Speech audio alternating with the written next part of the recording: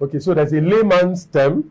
There's the entrepreneur's explanation, because this is one of those things that an entrepreneur needs to understand. Exactly. So that you don't get played by what is happening around you. That is exactly the thing. Yeah. So inflation to the lay person is that what it costs, the amount of money required to buy a product is getting more and more. So I need to buy this watch. It costs 10,000 naira today. If I come next month and they're telling me this watch is no longer 10,000, it's now 12,500 inflation. And it's still the same watch. Nothing much has happened. That's inflation, right? So more money chasing fewer goods. Now, why does inflation happen? So that people understand the different flavors of inflation. One is the one that is caused by higher costs of doing business, higher cost of production.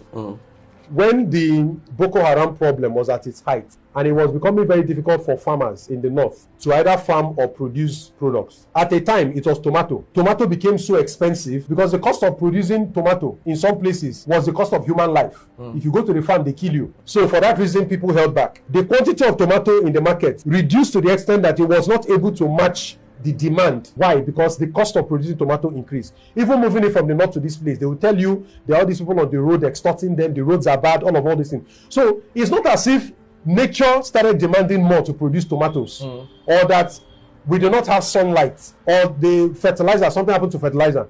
Just that chain, the value chain, had hiccups that increased the cost. So that in places like Lagos, we just noticed that tomato was expensive. So inflation happened because of cost. The second is the type that is caused by demand. Because price, which is what inflation is about. Price is about where demand and supply agree. Whenever they agree is where you get the price. If demand drops more than supply has to adjust to meet demand. That means prices will fall. If supply drops and demand remains the same or is going higher, price has to go up to match. The best way to explain this is in periods of fuel scarcity. The number of cars on our roads have not reduced. The number of people who need to get to work or move from point A to B has not reduced. So demand is still as strong.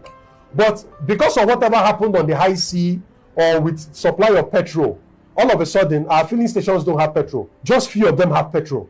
The few that have the petrol, all of a sudden, tell you that the petrol is no longer available, so that they can sell on the black market at a very high price. That's inflation. What caused it?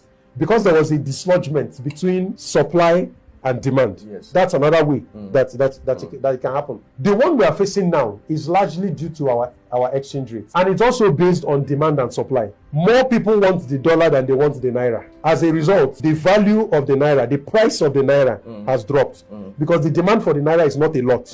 But the supply is high because CBN still has, so the price of the naira has dropped. So because the price of